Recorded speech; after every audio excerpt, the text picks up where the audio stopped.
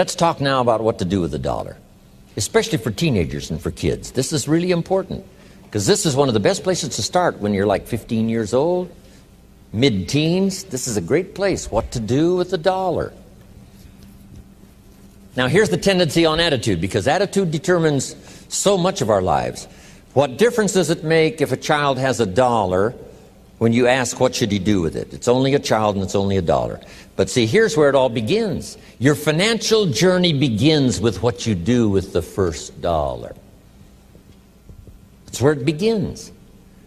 Now sure, you can do the wrong things and finally correct that and get on a better path, but it all begins on what you do with your resources. Jot this phrase down. It's one of the best for the weekend. Here's the 2 challenges of life. Number 1, the development of our full potential. That's challenge number 1. Challenge number 2 is the wise use of all our resources. That sums up life in general. The development of all of our potential and the wise use of all our resources. One of our resources is time, and we talked about that. Now we're going to talk about the wise resource called money. And let me share with you now a little plan. Because when I met Shof, and he asked me about my financial condition, he said, how much money have you saved and invested the last 6 years? And I said 0. He said, not a good number. Here's what I told him. If I had more money, I'd have a better plan.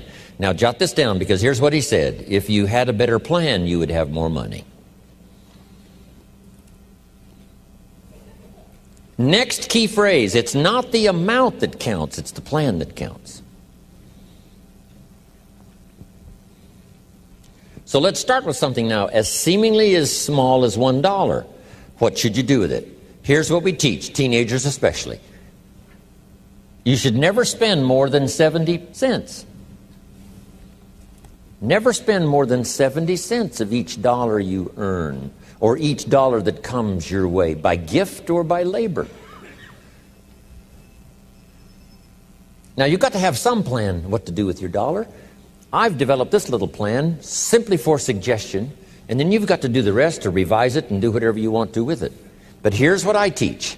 Never spend more than 70 cents. You got to pick something, some number. This is the best one I could figure out. Now we've got another 10 cents, and another 10 cents, and another 10 cents, which is the 30 plus the 70, which is the full dollar. So we spend nothing more than 70 cents. Now what do we do with the other 30? Here's some of the most important information. 10 cents is for charity, or for church, or whatever worthy projects you think you might engage in. Here's one of the best things to teach kids, generosity. Because first we're going to teach abundance, to provide more than you could use for yourself. The be fruitful philosophy means to produce more than you need, so you have more than necessity. You have some to share. Some churches teach a 10%, a tithe they call it, which is fine. The key is to either administer this 10 cents yourself or to give it to some institution, a church or whatever, and let them spread it around. Let them put it where it's needed. Now, if you're going to give to some charity or church, you must let them take you on the tour and show you where it goes. Okay, if you part with the money, let them give you the tour. Here's where the 10% goes if you're going to tithe. Because now that gives you great joy to give 10%. Because you say, hey, here's what it's doing, here's what it's doing, here's where it's going, here's who gets it. Okay? Now the next 10 cents is called the use of capital. Here's what capital and capitalism is. So jot this down. Capital is any value you set aside. Capital is any value you set aside to be invested in an enterprise that brings value to the marketplace, hoping to make a profit. That's what capital and capitalism is. I can say it in one sentence. Capital is any value you set aside to be invested in an enterprise that brings value to the marketplace, hoping to make a profit. Now, the capital is the value you set aside. taking capital and investing it in an enterprise and bringing the value to the marketplace we call capitalism. Capital and capitalism. Now, who can understand this? First of all, the farmers understand it. Here's what seed corn is. It's capital. It's seed corn means the seed that you set aside to be planted in the ground, take care of in the summer, hoping to have a profit and a harvest in the fall. So the farmer sets aside his seed corn. Question, would he let his family eat it? No, this seed is not to be eaten. It's to be invested in the ground, to take a risk, cared for in the summer, harvested and multiplied in the fall. That's it. Now, the same is true of some of your money. If you set aside, and I suggest, part of your capital should be set aside for an enterprise to show a profit.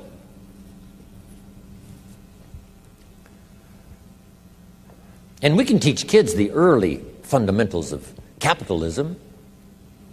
Now, once the kid has $1 profit, now what should he do with the dollar? This is the formula that I've come up with, what to do with that dollar. Don't spend more than 70 cents, 10 cents for church or charity, 10 cents to invest back into your business so that someday you can buy more than one bottle and get it a little cheaper so that when you sell it, you make a little more money. Now, here's the other 10 cents. It's 10 cents that you invest and let someone else use it. This is called active capital, where you actually engage in the enterprise that makes a profit. Now, another 10 cents is for passive capital, where you let someone use this 10 cents out of every dollar. You put it in a bank that pays interest. They use it, and they pay you for the use of this money. That's called passive capital. So we've got active capital and passive capital. Maybe you invest this in a stock, eventually, if you have enough money, and the stock pays you dividends, and also there may be an increase in the value of the stock. So this is the little formula I come up with, 70, 10, 10, and 10. It's very simple. And kids can figure it out, kids can understand it. Enterprises that kids can be involved in starting early. Now, when you first start, if you're an adult now, you may be in such bad shape financially that you couldn't do the 70, 10, 10, and 10. If you're in real bad shape, you may have to do the 97, 1, 1, and 1. Because it may take this to pay your bills if you haven't had a good plan up until now. But jot this down now. It's not the amount that counts, it's the plan that counts. So let's say you were in such poor financial shape, you had to start 97, 1 for charity, 1%, another 1% for active capital, another 1% for passive. Now here's the key. To get these numbers starting up and get this number starting down. If you will actually do this, you can't believe how exciting it is to watch the numbers change. Remember what Shoaff said. If you will change what? Everything will change for you. If you start to change, I'm telling you, these numbers will start to change. And the first thing you know, these numbers keep going up, up, up, up, up, until finally you can get to the 70, 10, 10, and 10.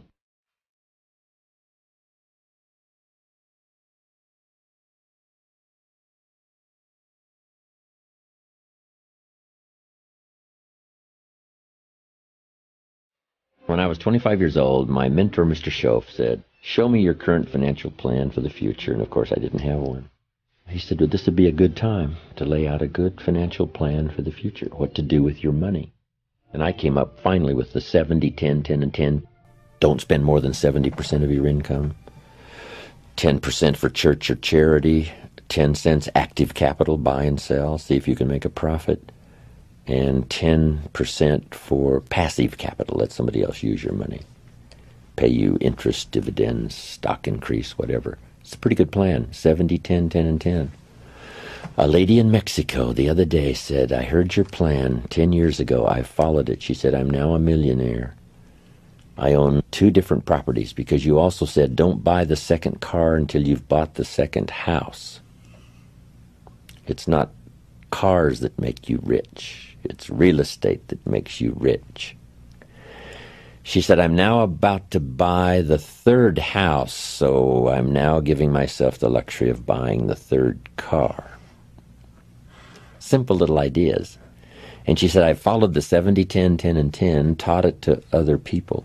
They're following it and getting great results. One thing I didn't know when I was growing up and found out at age 25, that you could work both on your living and your fortune at the same time if you had a good plan. Don't just work on your living, work on your fortune. Work on becoming financially independent. Financial independence is the ability to live from the income of your personally invested resources. And the day you can finally do that, what's exciting about that is that now you can work for joy and not for necessity. And strangely enough, you probably work a lot harder for joy than you do for necessity. I have a unique friend. He started an enterprise, and by the time he had it up and running about 2.5, 3 years, he didn't have to work anymore the rest of his life. So now he's financially independent. But then he created a vast fortune, that next 20 years of his life, simply because he was working for joy and not for necessity. So get to that position as quick as you can. So I'm now teaching. Work both on your living and your fortune. The reason for earning a living is to make a fortune, not necessarily from your living, but from what you earn, invested wisely. I talked to a lady the other day. She said, Mr. Rohn, I'm in real estate. I said, wonderful. How many properties do you own? She said, no, I sell real estate. I said, well, let me ask you one more time. How many properties do you own? Finally got the message across. I said, the reason for selling real estate is to earn the money to buy real estate. If you sell real estate, you make a living. If you buy real estate, you make a fortune. She said, I got the message. So don't buy the second car till you've bought the second home.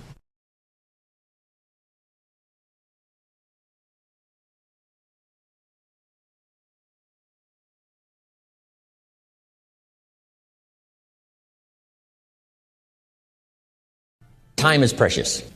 Life is not just the passing of time. Life is not just the passing of time.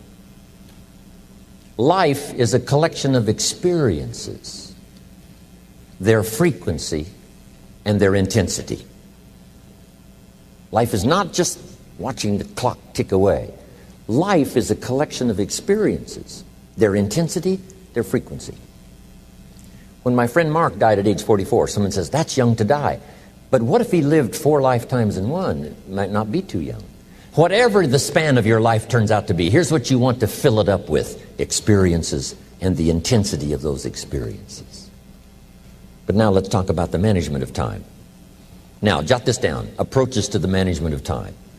Here's the first one: ignore the subject. I mean, that's good advice. Don't let anything overly bug you. Because remember now, you don't have to do anything. Someone says, well, I got to get a handle on my time. The answer is no, you don't. If you want to let it all go, you can let it all go. I mean, this is good advice. Somebody says, you ought, you ought, you ought. Jot this down. Ignore all the you oughts or you should. Only if they're giving general information. We should. It's better to say, if you're teaching, we should. Not you should, we should. Then you let me listen in without it being too confrontational. If everyone did this, see, that'd be great. And then you give a person a chance to choose to do it or not to do it. But when you start the you ought, now see, if I don't, now see, we got some tension and maybe some problems. So you oughts seem to always create problems. Because this is personal dignity. And you don't want to destroy someone's dignity by doing all the oughts and they feel reluctant to do it. Now we've got problems. So if you want to, just ignore this subject on time management. Now here's the next one. Step down to something easier. The guy's in sales and he says, oh, I want to own the company. Finally owns the company. Now he's got no time to play golf. He said, when I was in sales, I was making big money playing golf 3 days a week. Heck with this owning something. Heck with managing. My life was never my own after I started to manage. I'm going back to sales. See, this is the key. If you're getting too pressed, you might consider stepping down to something with a little easier time pressure. Little girl says to her mother, Daddy comes home, brings his briefcase and pats me on the head and says hello, disappears and works on his papers. How come my daddy doesn't play with me? And her mother said, look, your daddy loves you very much, but he's so busy at work, he can't get it all done, he has to bring it home. He loves you, but that's why he can't play with you. And the little girl said, why don't they just put him in a slower group? So, jot this down now. If you don't have time for your kids, you might consider joining a slower group. Remember when I said some things I went for cost me too much? So reconsider. Next key to time management. And that's work longer and harder. But see, there's a limit to that. I almost lost my health the first year. I went so crazy about personal development and achievement. I just went bonkers. You know, I told you I was skinny. By the end of that first year, I was a walking shadow. And then it suddenly occurred to me, what if I got rich and too ill to spend it? I mean, that was a shocker. So I started developing a little more reasonable. Because I said, if 12 hours won't do it, I'll work 14. If that won't do it, I'll work 18. I mean, how many hours it takes. And sure enough, it cost me too much. So see, working longer and harder for some might be appropriate. You know, if you're just sitting around not doing that much, this might be good, work longer and harder. But you can only work so hard. Here's the key, not to work harder, but smarter. When you've worked as hard as you can, doing the best you can in terms of physical output in the time, reasonable time. Now here's the ultimate in the management of time, and that is you simply become more skillful. When I first got into sales, you know, I was around people that could get, 9 out of 10, 8 out of 10. And when I first started, I could only get 1 out of 10. But here's what I did. I worked around the clock, so that I would make up in numbers what I lacked in skill. That's good in sales. You got to jot that down. When you're new, you make up in numbers what you lack in skill. Now, when you become more skillful, the numbers can go down because now your persuasive ability and all of that is now so high that you don't need to put as many numbers out. But at first, if you want to compete or if you want to really get good, you've got to put in the numbers. But if you get more from yourself, develop more of yourself, now the time management becomes an easier task. Now here's the next thing. Either you run the project or it runs you. I've found out when you start something, at first you're in charge. All of a sudden, a year later, it's in charge. Some of the companies I started, I'm telling you, I'm in control. A couple of years later, I'm out of control. At first, I've got it on the run. 2 years later, it's got me on the run. Haven't got enough time. I'm dizzy with trying to get it all done. So here's part of the key, and that's to get in charge. It's easy to start something. First thing you know, you're out of control. It's in control. The enterprise you get started now runs you ragged. Because I did that when I had the whole 13 offices and the big entourage. I'm telling you, it was like short nights and long days and just sort of the never-ceasing demand for time and activity, which was fine.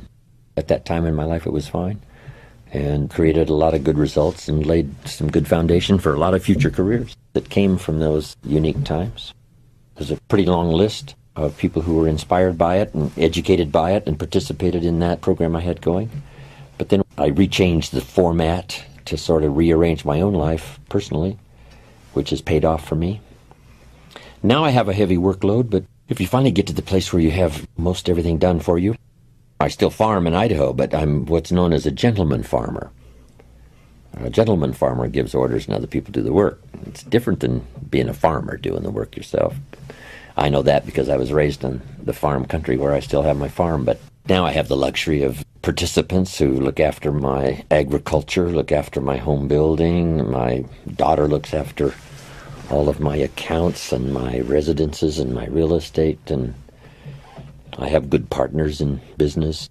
That's extra luxury, where you can do your specialty and other people working make it valuable.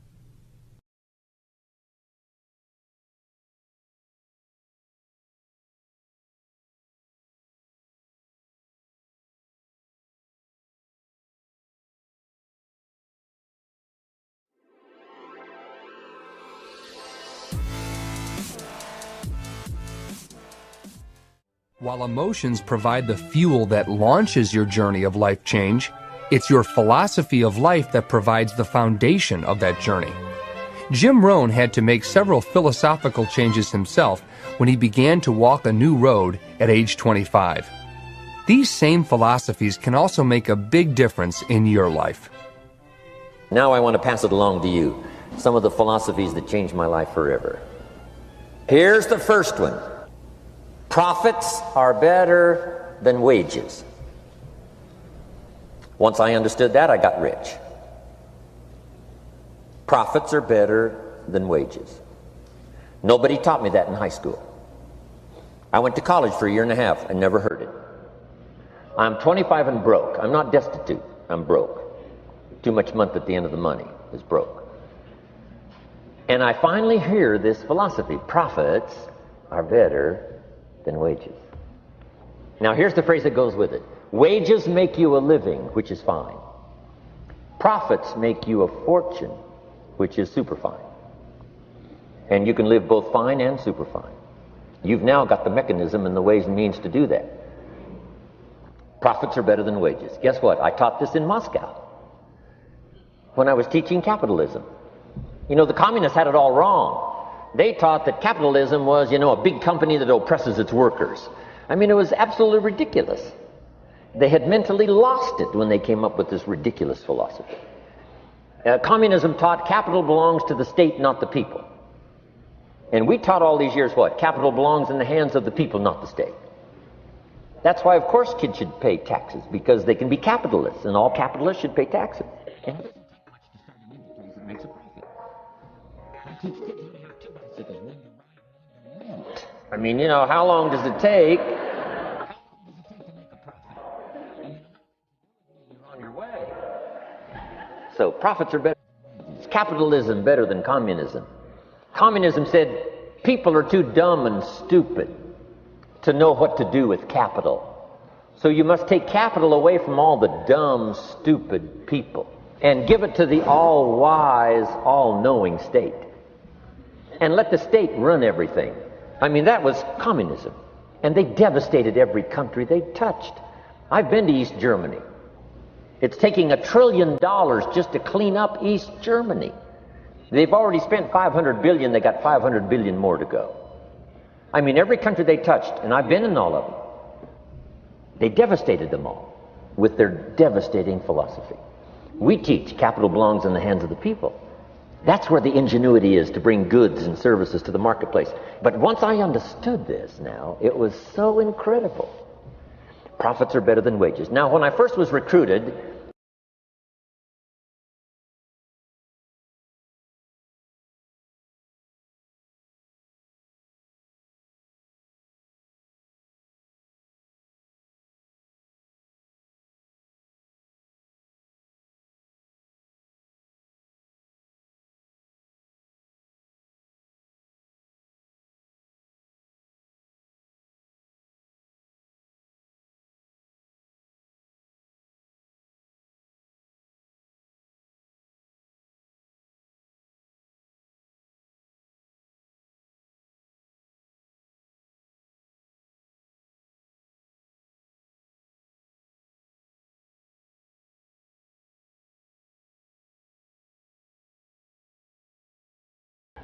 can you imagine what that's like then to get up in the morning? To go to work on your fortune? Not to go to work to pay the rent, which is okay. But a chance to go to work to make a fortune? And I said, right now I'm working part-time on my fortune and full-time on my job. But it won't be long until I'll be working full-time on my fortune. Can you imagine what life is going to be like? Now, here was my first goal when I started. And that was part-time. I wanted to equal on my profits part-time what I was earning on my full-time job. This is called the magic of part-time. It is so thrilling for people to start working the business part-time, because now you can work on profits, and it doesn't take very long. If you'll really concentrate on those 10, 12, 15 hours a week, it won't be long if you really do it right and learn some of the skills I'm going to talk about. It won't be long until you can be earning as much part-time working on your fortune as you are full-time working on your job. I did that in less than 6 months. Now I've got an incredible invitation. I found a way part-time to work on my fortune, and I'm making as much money at that as I am on my full-time job. Would you like to hear my story? It was incredible. Now here was my second goal, to make twice as much money part-time working on my fortune as I was working full-time on my job. And I reached that in less than a year. Making twice as much money part-time working on my fortune as I was full-time working on my job. Now I've got an incredible invitation that won't quit. I found a way, through a unique opportunity, to work part-time on my fortune, and I'm now earning twice as much money as I am working full-time on my job. Would you like to hear my story? Do you imagine anybody would say, no, I don't care to hear your story? No. Everybody I said that to said, wow, yes, what are you doing? I said, I'm glad you asked. Let me tell you. Now, when I started making twice as much money part-time as full-time, here's my dilemma. I didn't want to go full-time. And why not go full-time?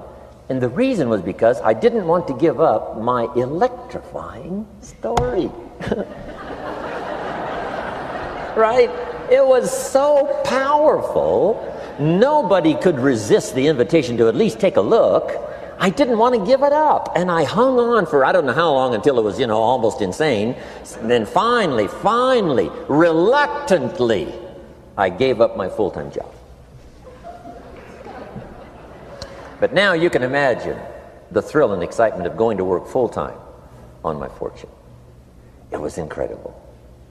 Here's the next one. Philosophy that helped change my life. It's not what happens that determines your life future. It's not what happens that determines your life future. It's what you do about what happens. All of us are in like a little sailboat. And it's not the blowing of the wind that determines your destination. It's the set of the sail. So jot this phrase down. It's one of the best to understand. Kids need to understand it. The same wind blows on us all. The wind of disaster, the wind of opportunity, the wind of change. The wind when it's upside down, the wind when it's favorable and unfavorable. The same wind blows on us all. The economic wind, the social wind, the political wind. The same wind blows on everybody. The difference in where you arrive in 1 year, 3 years, 5 years, the difference in arrival is not the blowing of the wind, but the set of the sail. And that's what learning is all about, to set a better sail this year than last year. To set a better sail. The first 6 years of my economic life, I wound up broke. Second 6 years, I wound up rich. You say, well, the Democrats must have finally gotten power. No.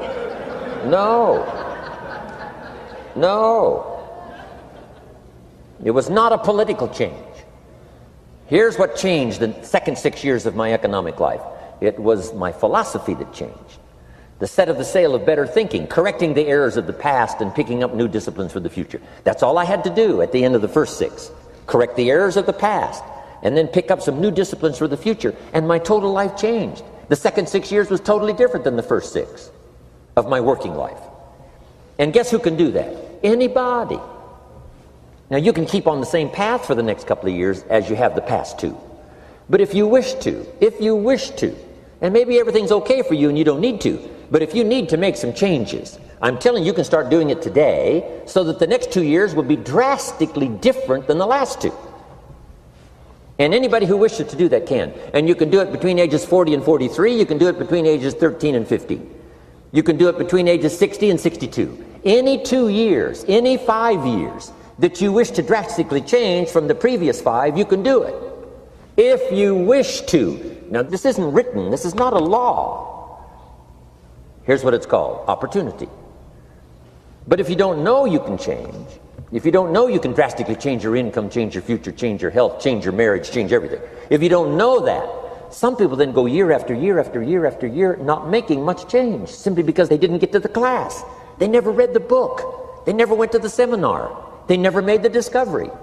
They didn't seek for the knowledge of how could I make my life better. And if you just rock along, I'm telling you it's okay. Anybody can live any way they choose, but I'm here to tell all of you that if you wish to, it's possible to make the next 3 years totally different than the last 3. And all you have to do is just a few things. So if you got that one now, it's not the blowing of the wind that determines your income. It's not the blowing of the wind that determines your fortune. It's the set of the sail. And that's why we gathered here today. Maybe I've got some ideas that'll help you with a couple of little things about setting the sail of your thinking that might drastically give you multiplied more benefit the next 3 years than you've gotten in the last 3. So it's not what happens. What happens to everybody. Chevron years ago brought me in to talk to management. They said, Mr. Rohn, you travel around the world and you're fairly knowledgeable. What do you think the next 10 years are going to be like? I said, gentlemen, I can tell you I do know the right people. So they all leaned forward and listened carefully. And I said, gentlemen, the next 10 years are going to be about like the last 10.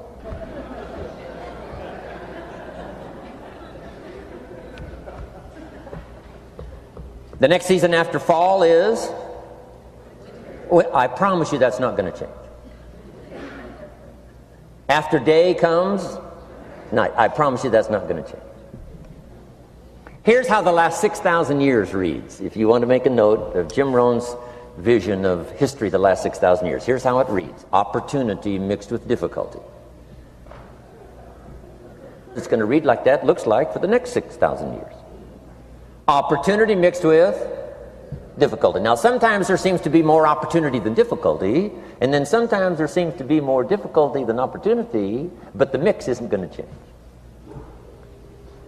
After expansion comes recession. But after recession comes expansion. Not to think so, see, is naive. And once you've got just a little of this stuff settled, then you know exactly what to do. You know exactly what to anticipate, so you can be ready. Now, here's the next one. Here's what it says. For things to change, you have to change. I was hoping the government would change and taxes would change and economics would change and my boss would change and be more generous. I wished for everything to change. And my teacher said, no, Mr. Rohn, for things to change for you, you have to change. Don't wish it was easier. Wish you were better. Once I understood this altered the course of my life. Don't wish it was easier. Wish you were better. And here's the big one. Don't wish for less problems. Wish for more skills. You don't need less problems. You simply need more skills. Don't wish for less challenge. Wish for more wisdom. Accept the challenge, because you can't grow without a challenge. You can't get rich without a challenge. You can't fly without gravity. You have to understand the challenge. But that's the key, is to now develop wisdom to overcome the challenge. Don't wish for less challenge, but more wisdom. And then here's one more philosophy to help change my life forever. You can do the most remarkable things no matter what happens. Humans can do the most remarkable things no matter what happens. Philosophies that changed my life.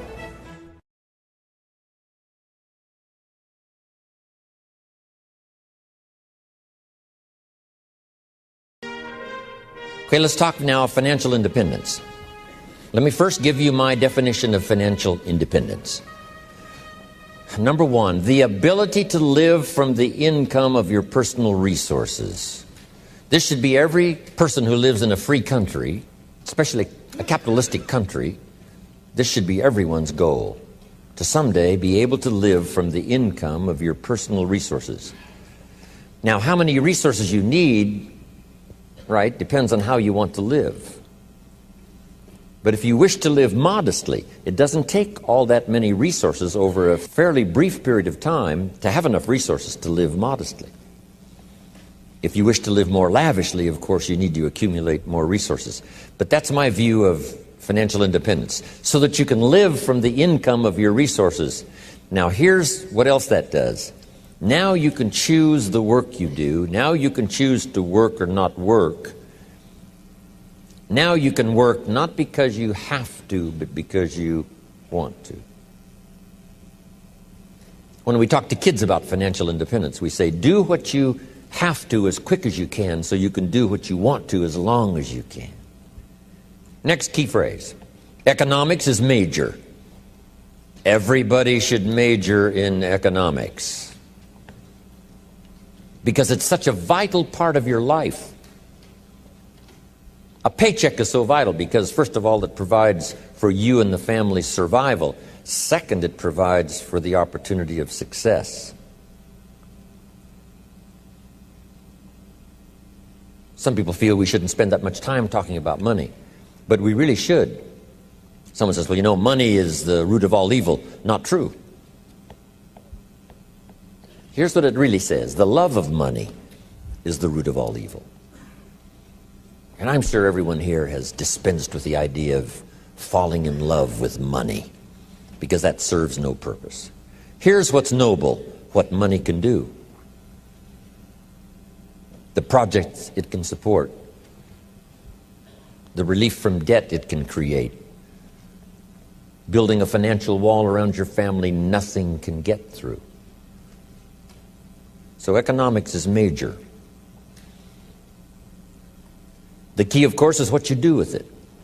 If you earn a lot, you should give a lot. Key phrase from antiquity, here's what it says. If you've been given much, now much is required. If you've been given great responsibility, much is required. If you've been given much wealth, now much is required. Everyone has to solve this about the money to go for. Should you go for the money? Should you go for success? You should earn as much as you possibly can in the reasonable time devoted to economics, job, business. Reasonable time devoted to economics, job, business, future, enterprise. With that enterprise and with that job, the key is to earn as much as you possibly can as you balance your life with everything else. Not at the sacrifice of your friendships, not at the sacrifice of values, not at the sacrifice of integrity, not at the sacrifice of wiping out other values in your life, but within balance of everything. Go as far as you can, earn as much as you can, share as much as you can. Jot this question down. Is it possible in America to multiply your income by 10? Kids would be fascinated with this question. Is it possible to multiply your income by 10? And the answer is, of course, yes. Could you repeat that after me? Yes, of course. That helps to emphasize it. That's called exclamation point. And kids with wide eyes will say, is that right? Can you start at the bottom and someday multiply your income by 10? The answer is, of course, of course, of course. Now, if you multiplied it by 10, can you think of anybody that makes $500 an hour? I'm telling you, the Beverly Hills lawyers where I live make at least $500 an hour. Now we've multiplied income by 10 again. Would it be possible to multiply your income by 10 and then multiply it by 10 again?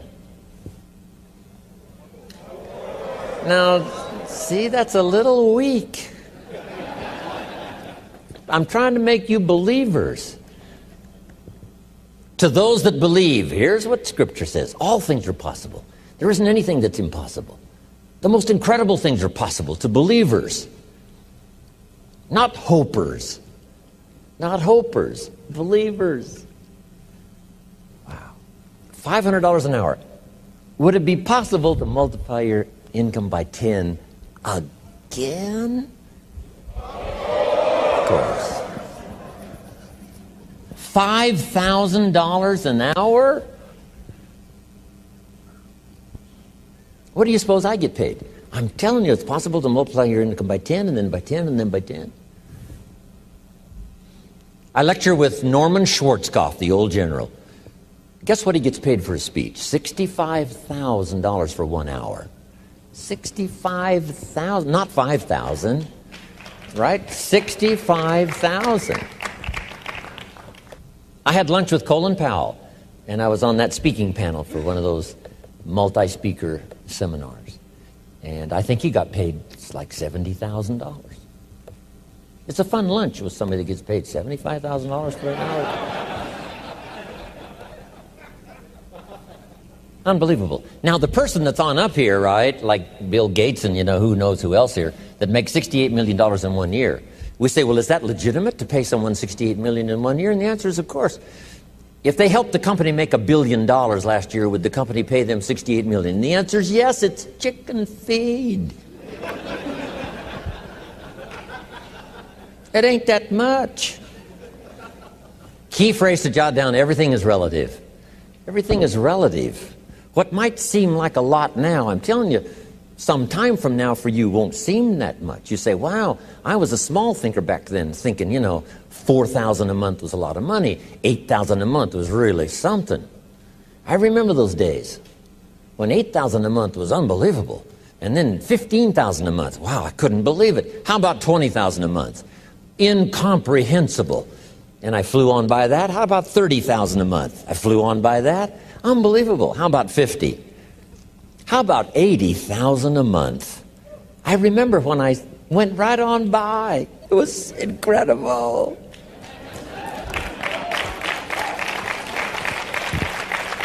Getting paid by the week. I remember when it was, right, $20,000 a week and then $30,000 a week. How about $40,000 a week? How much property will they let you own? As much as you want, all you want and all you wish. Here's the country you live in. All you want and all you wish. That's about as good as we can make it. Next, here's the philosophy of the rich and the philosophy of the poor.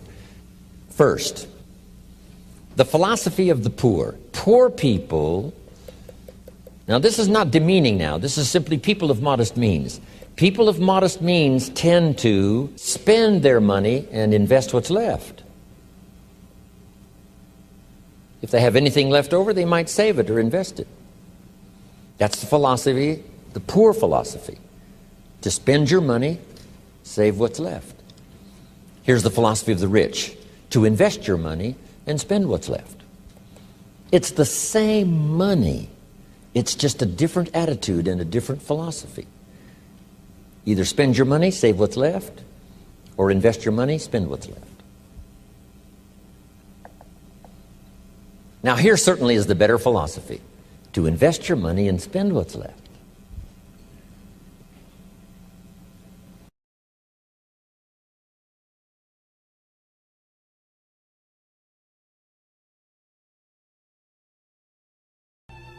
I started out, age 25, I'm working hard to make a living, and I found out how to start working on my fortune.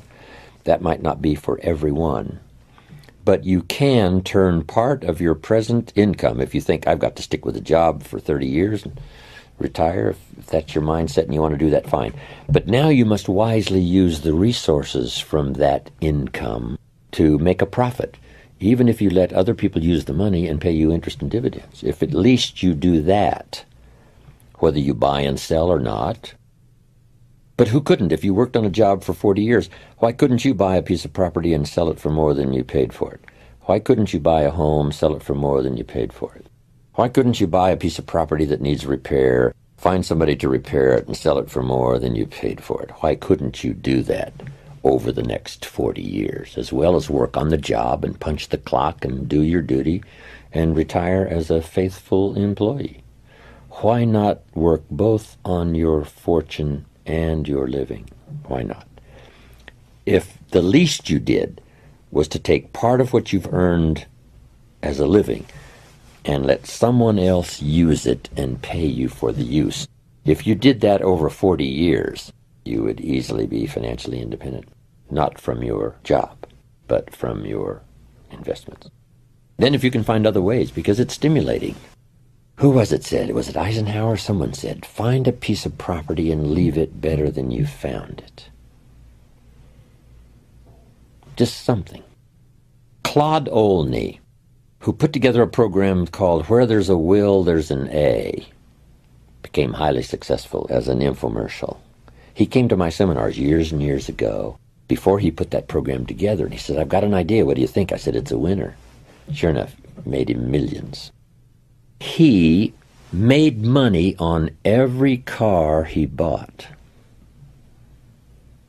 because of the incredible way he took care of it and the way he made it shine and gleam, so that when he got ready to sell it, it was worth more than when he bought it. That was one of his projects. I'm going to make money on every car I buy. See, it just depends on your attitude and your philosophy. And the answer is, why not? Amazing. Two different people with two different attitudes. One lets it all go because it doesn't seem to make a difference. Another one says, I make money on whatever I touch. Whatever I touch gets better. It doesn't get dirty. It gets better. A guy who owned a bunch of apartments said to me, most everybody leaves the apartment that they rent worse than they found it. I said, you gotta be kidding. He said, no. Some leave it trashed. I said, impossible. He said, no. I said, what a reputation. What I touch turns to trash instead of gets better. Amazing. But what if you had the attitude or the mindset, I'm going to leave wherever I am, I'm going to leave it better than I found it.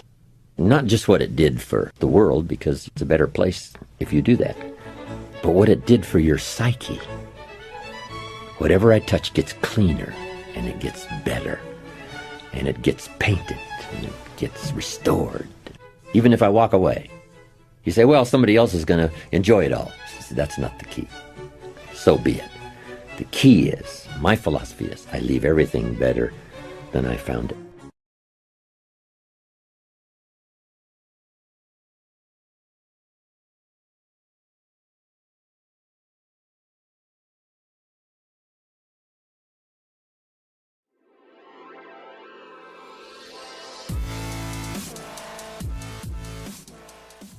To complete your life-changing recipe, there are a few other critical ingredients that can make the difference: a remarkable attitudinal quality and two heartfelt questions.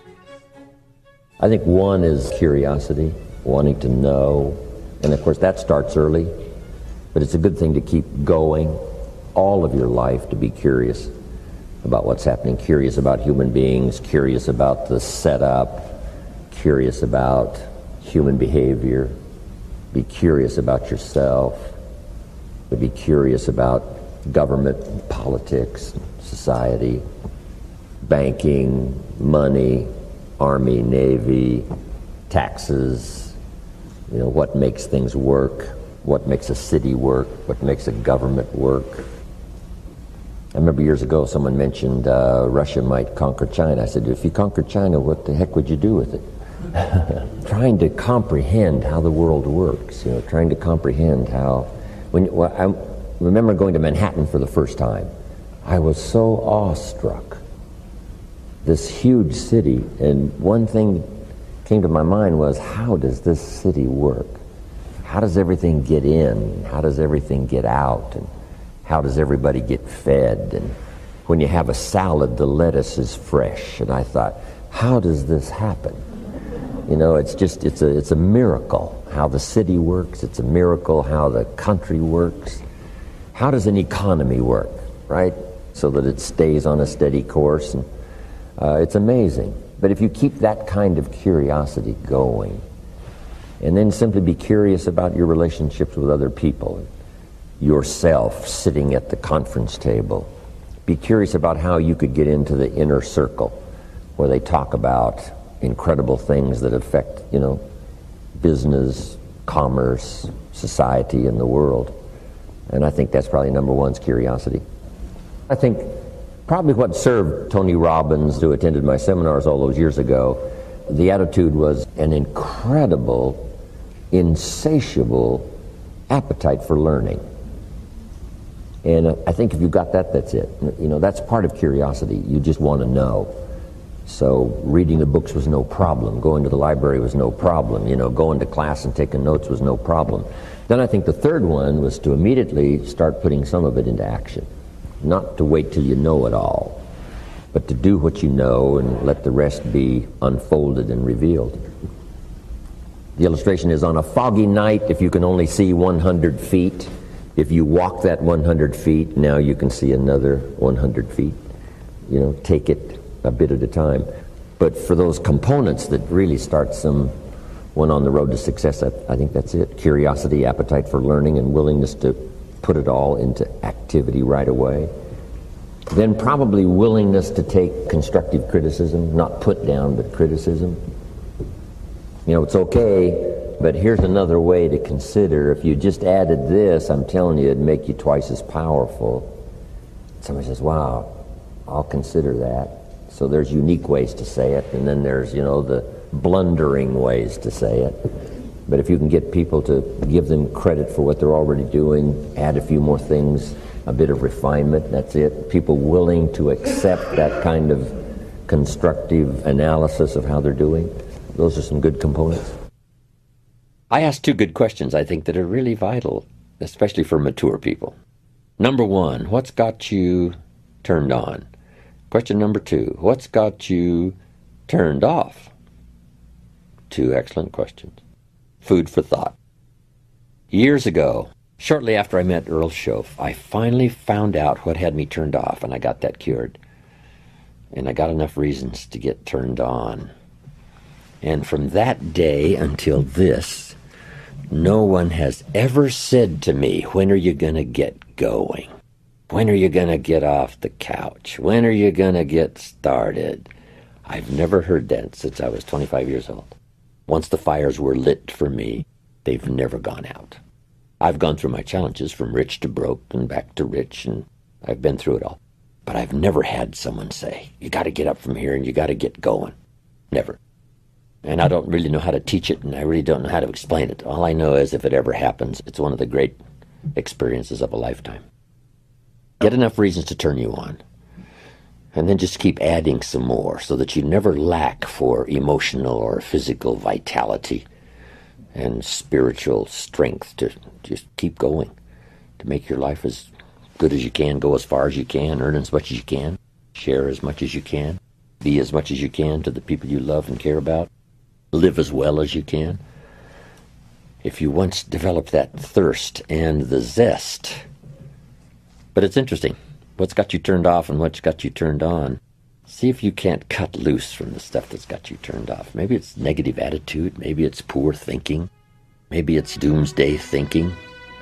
The whole world is going to the dogs anyway. Why try?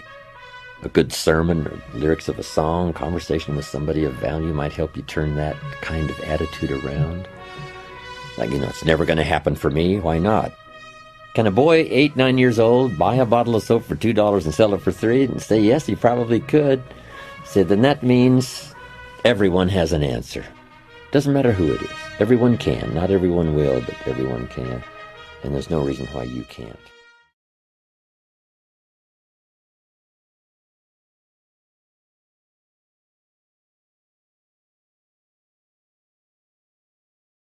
I got rich by the time I was 31. Here's the best advice I give my teenage friends. It was easy. What can I tell you? It was hard? No, it was easy. I'm a millionaire by 31. Let me tell you how I did it. I got 3 reasons why I got rich by the time I was 31. Let me give you those. Here's number 1. I lived in America. I mean, how lucky can you get? America's easy. That's why everybody wants to come here. People haven't plotted and schemed for 50 years saying if I could just get to Poland, everything would be okay. No. The boat people are not desperately trying to get to Vietnam. No. They're not squeezing through the fence to try to get into Mexico. No. Neil Diamond says, looks like everybody's heading for. They're all coming to America. Why? Everybody wants to come here by every means possible to get here. Why? Because America's easy. So if you go home with anything, go home with that. Mr. Rohn reminded us that America's easy. He got rich by the time he's 31. America's easy. Bangladesh is hard. Just take that home. Here's the average yearly income in Bangladesh, $120. That would be hard. Tell me hard versus easy.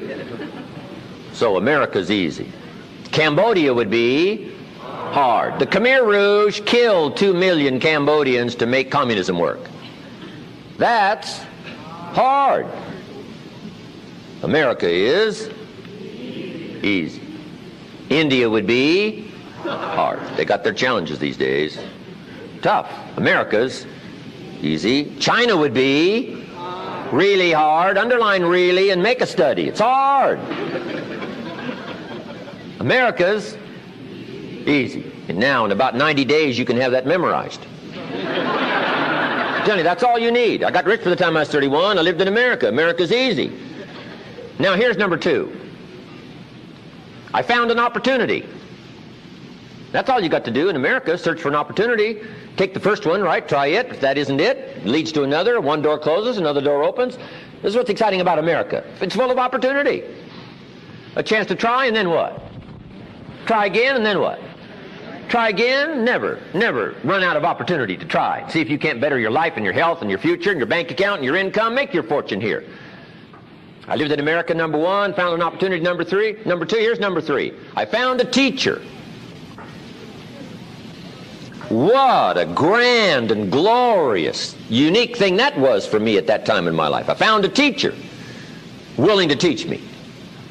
And his teaching came in 2 parts. Here's what it was, very simple. Number 1, Mr. Rohn, you have evidently messed up between ages 19 and 25. Now, I could understand that, but he didn't leave me there.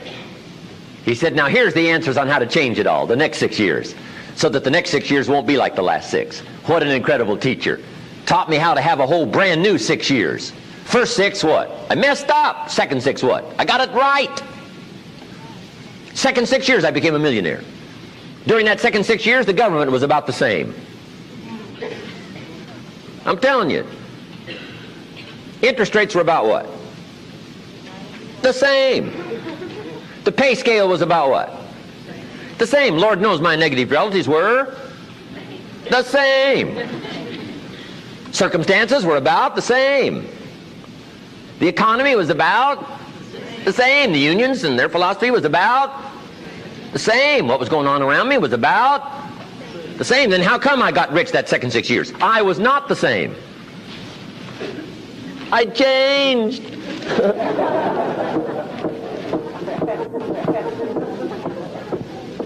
You say, well, Mr. Rohn, if you can do that, can anybody do it? Yes, I invite you on that journey. Anytime you want to.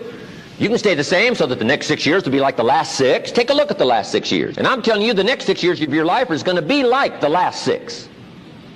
Unless you want to count on this short list that we call not much list. Most everybody's counting on this not much list. What if all of your negative relatives turned positive? What would that do for your future and your fortune? What? Not much.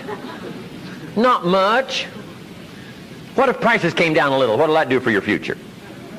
I'm telling you, not much. If the economy gets a little better, what will that do? Not much.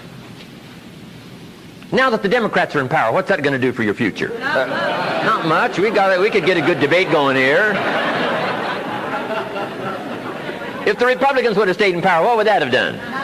Not much. Hey, we could get a good debate going here. I'm telling you, it's a not much list. If you don't make plans of your own, guess what? You'll probably always fit into someone else's plans.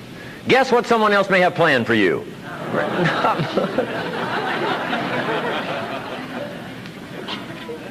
Then what's going to make the difference? You're going to have to make the difference. You're going to have to take charge. Now, Mr. Schoaf, my teacher, gave me a promise, and I want to give you that promise now. Here was the promise I got, and I bring it to you. Here's what my teacher said. If you will change, Mr. Rohn, he said, if you will change, everything will change for you. You don't have to change the government. You don't have to change prices. You don't have to change taxes. Forget all that. He said, if you will change, everything will change for you. And the first thing you start changing is what? Your philosophy. You start changing your mind. You start changing how you think. You start picking up new ideas and information. Gather new knowledge. Make better decisions about what's valuable. And I'm telling you, if you'll do that, your whole life will change. Your health will change. Your relationship with your family will change. Your ability to cope with challenges and problems will change. I'm telling you, income, promotions, all of it will change. If you will change, it'll all change. If you won't change, it isn't going to change. You can keep your fingers crossed if you want to and hope they'll straighten it out. You can wish for the wind not to blow quite as severe, but I'm telling you, wishing for the wind to change in your favor, we call naive at best. Don't do this any longer. Wish for a better wind. The key is to wish for the wisdom to set a better sail. Utilize whatever wind it blows to take you wherever you want to go.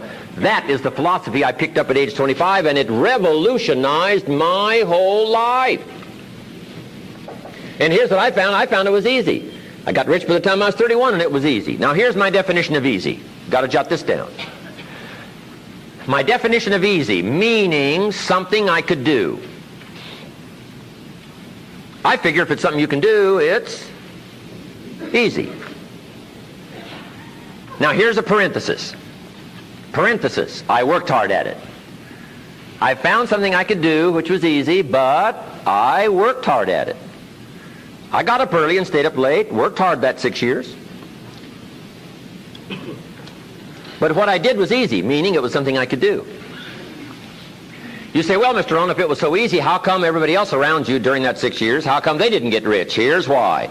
It's easy not to. How else would you describe it? That's it. You say, no. For all of the rest of them, it was hard for them and it was easy for you. That's not true. You couldn't debate me on that in front of this intelligent audience. But here's the challenge. Let me give it to you in a philosophical phrase. I tend to be a little philosophical. Here it is. The things that are easy to do are also easy not to do. That's the difference between success and failure.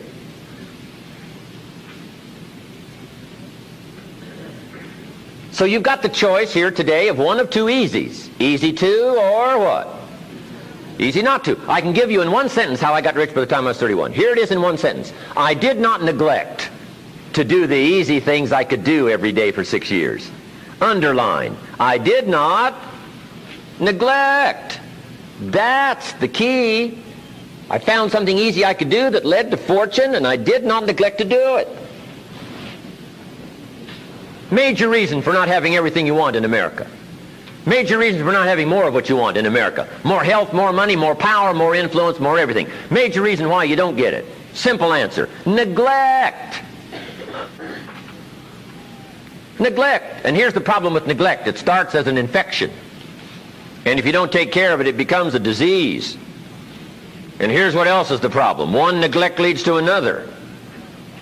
Neglect to do wise things with your money, you'll probably neglect to do wise things with your time. Neglect to do wise things with your time, you'll probably neglect to do wise things with your business. One leads to another, leads to another. Pretty soon, neglect has you by the throat, emptying your purse, emptying your heart, emptying all of your chances for equities and power and all the good things. Neglect. What if you should be walking around the block every day for your good health and you don't? I'm telling you, you're on the wrong track. You should do it, you could do it, you don't do it. That's called formula for disaster. All you've got to do is let that and a few other things accumulate for 6 years, and now you're driving what you don't want to drive, wearing what you don't want to wear, living where you don't want to live, doing what you don't want to do, maybe having become what you really didn't want to become.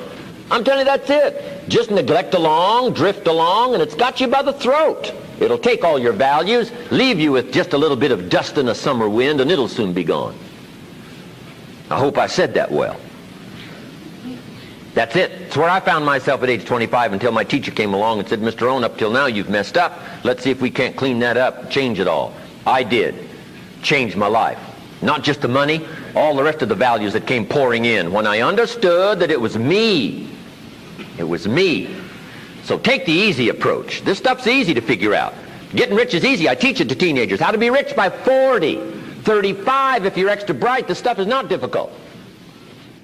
I love to teach kids enterprise.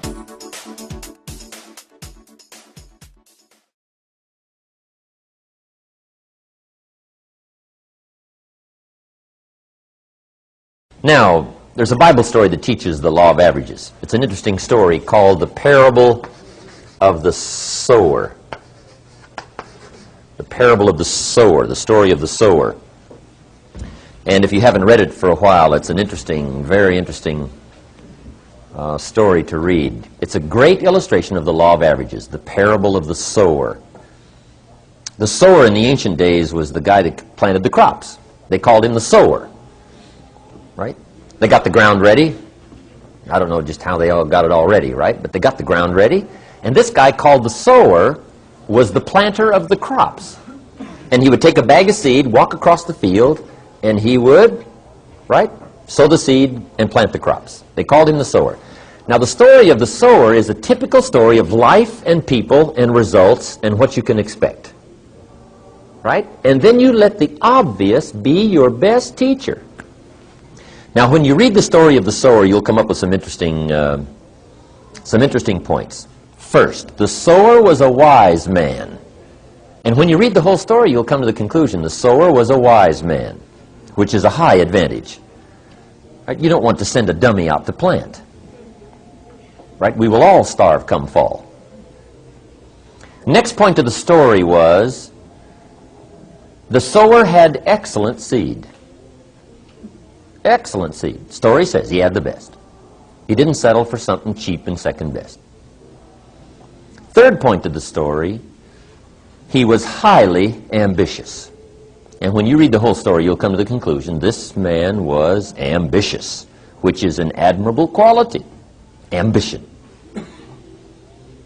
And then he went to work.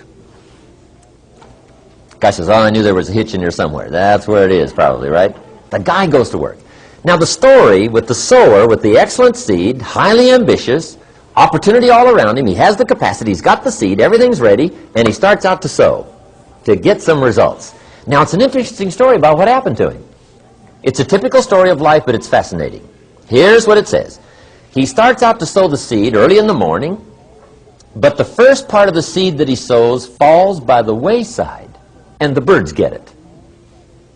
He's sowing this good seed, highly ambitious man, sowing this good seed, and the birds are grabbing it. He sows some more, and the birds grab that. He sows some more, and the birds grab that. Now, remember, this is a typical story of life and people. Now, is that fairly typical? See, I got to tell you as a leader, the birds are going to get some of the seed. You get a hold of John. Let's say you're in real estate, right? Somebody here's in real estate. You get a hold of John. John says, hey, I'm looking for a change. I need a new occupation change. And I've heard about real estate. You say, John, come on over Friday night. We're going to have this orientation class. And we'll show you how to do it. Might be the new life for you. Earn the money you want to earn. Get your life turned around. Who knows what will happen? John says, sounds great to me. I'll be there on Friday night. Learn all about it. I'll probably be one of your best salesmen. Say, okay, see you Friday night. Now, come Friday night, 7:30, supposed to start. John's not there. Say, well, maybe the traffic's a little heavy. So we wait till 7:45. About 8 o'clock, we come to the conclusion. What? He's not going to show. Question. What's happened since this unique conversation that you had with John, and you dropped on him this great idea, you've got the explanation, helped change his life, he said he would agree to be there, and he's not there. What's probably happened between then and Friday night? The birds done got the boy. Got him. And who knows who the heck it might be, right? Maybe it's his brother-in-law, right? Says real estate, you're not going to mix up in that, are you? Talked him out of it. Or his plumber. Says, let me tell you about real estate. His plumber. Now, if you get the message back as to what happened, see, here's where you might get off track. There's a couple of things you can do when the birds are grabbing the seed. One is you can chase birds. See those dirty birds, and away you go after the birds. You say, wait till I get a hold of his brother-in-law. I'll straighten him out. Tear him a new page. What does he know about real estate? His plumber. Now, see, you're off trying to straighten things out, rather than accepting it as it is. The best study of life is how it is, not how you wish it to be, not how you wish to rearrange it, how to take advantage of how it is. Some people would rather get even than to get ahead. They get off course. See, if you're off chasing birds, you have left the field. You're not sowing anymore. Now your chances go down instead of up. There's some things you don't try to cure. There's some things you ignore. Here's what it said this wise sower did. It said he ignored the birds, and he kept on sowing. How clever. There's some things you just got to accept. That's the way it is. So he keeps on sowing. And here's the key. If you keep sowing, you can sow more than the birds can get. But the birds are part of life. And don't press me why. I didn't arrange all this. I don't know. It's just the way it is.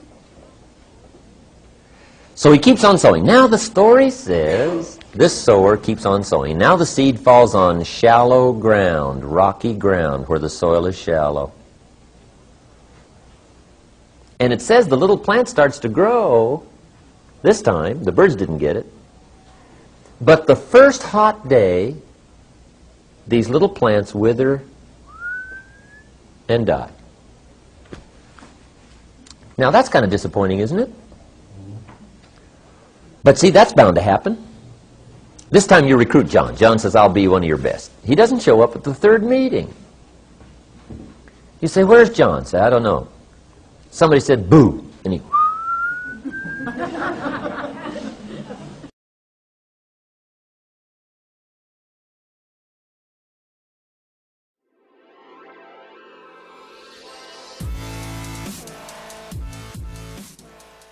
One of the biggest mistakes people make as they begin a new program of changing any aspect of their lives is moving forward too fast without sufficient forethought.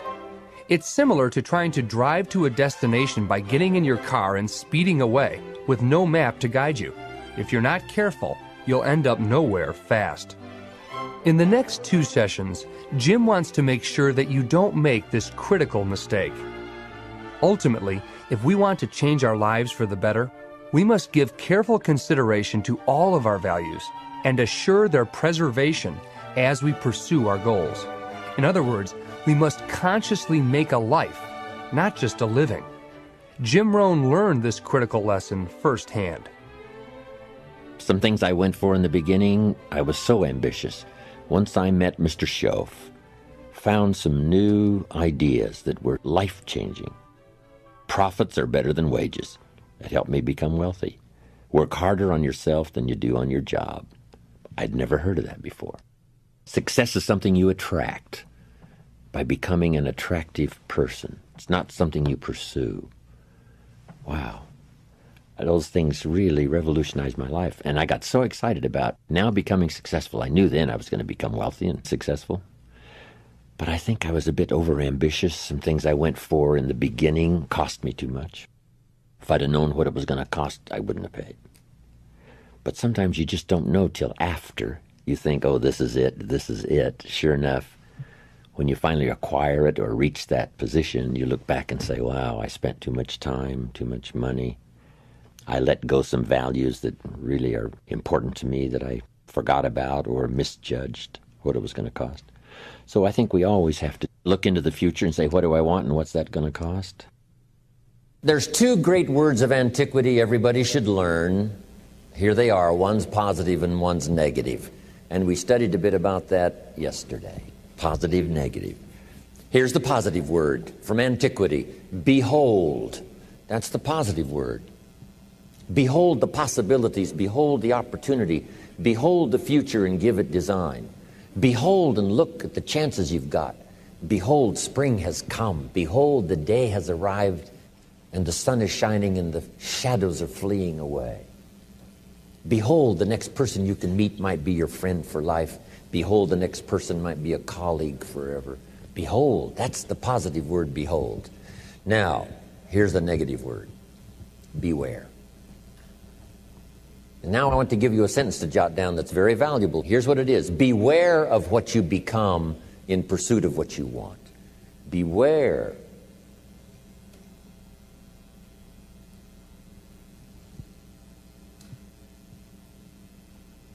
All of our lives we have to deal with behold and beware. When a kid goes to school, it's behold the opportunity and beware the dangers. Behold and beware.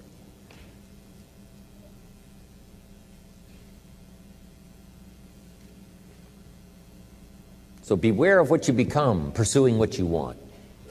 Some things I went for in the very beginning cost me too much. I got so obsessed with some things that I found out later the price was too big to pay. If I would have known better, I never would have paid. But sometimes we learn when? After. So don't become so obsessed with something that you lose your sense of reason or it costs you your friends. Don't be so obsessed with something that you compromise your virtues and your values.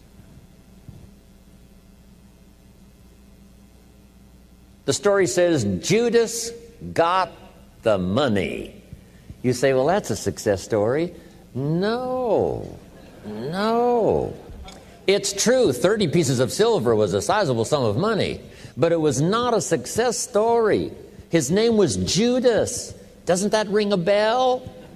It makes all the difference in the world. Judas got the money. Here's something interesting about the story of Judas. After he got the money, he was unhappy. Someone says, well, if you had a fortune in your hand, why would you be unhappy? And here's the key. He was not unhappy with the money. He was unhappy with himself. Here's a key phrase. The greatest source of unhappiness is self-unhappiness. It's not from outside the things that make us unhappy. The greatest devastating unhappiness is to be unhappy with yourself. Now, a mild form of unhappiness is constructive. The desperate form of unhappiness is destructive. It's like worry. We should all worry a little, but not let it destroy our lives. If you're in New York about to step off the curb in downtown Manhattan and the yellow taxi's coming, best you worry enough to get your feet back up on the curb lest you get yourself wiped out. So it's called caution, but not undue caution. It's called fear and worry, but not the worry that kills you, not the worry that destroys you. It's like hate. You don't need to hate your job. Save your hate for the important things like evil, like the weeds that attack your garden, like the diabolical ideas that try to entice your children. Right? You don't need to hate everything. I hate this, I hate that. That's the misuse of your hate. Save it for the things we really must hate. But this is so important now to beware. Judas was so unhappy, he tried to take the money back. They said, heck with you, we got what we wanted, you got what you wanted, out. They threw him out with his money. Now he becomes so desperate, he goes out and hangs himself for what he did. He became a traitor. So that's the caution now. If Judas could speak back to us in any kind of clear language, here's what he might say. Beware of what you become in pursuit of what you want. Don't sell out. It's not worth it. The whole balance, I think, is important all of your life. For our kids, so much learning and so much play and so much education and so much time off. And you have to just not overload kids with too much time to learn. A little change of pace. Back when I went to school, we called it recess, right? You can't stay at it, like hour after hour. You have to take a little break and take some time. But it's true as an entrepreneur. It's true in a sales career. It's true for a minister of a church. Whatever you're in is to find that balance of working hard so that the job gets done, but also taking the time. I used to work hard and think, wow, I should have my family on the beach. And then I'd take my family to the beach, and at the beach I'm saying, wow, I should be at the office. So you just have to learn to say, when you're at the office, do the office stuff. When you get to the beach, forget the office for a while. And that balance is important. It's important in good health, right? They had this diet that said high carbohydrate is the way to go, right? Sure enough, it wasn't. Now it's all finally turned around, and we know a lot more. And it's called high protein, low carbohydrate, and all the rest. So you just have to keep up with whatever's happening. Be a student, not necessarily a follower. You pick up a book on nutrition. This one says, if you do this, you'll live forever. You pick up the second book, and it says, if you do what that first book says, you'll die young. And then the question is, what should I do? Which book should I follow? You say, no, read them both and then make up your own mind. Be a student, not a follower.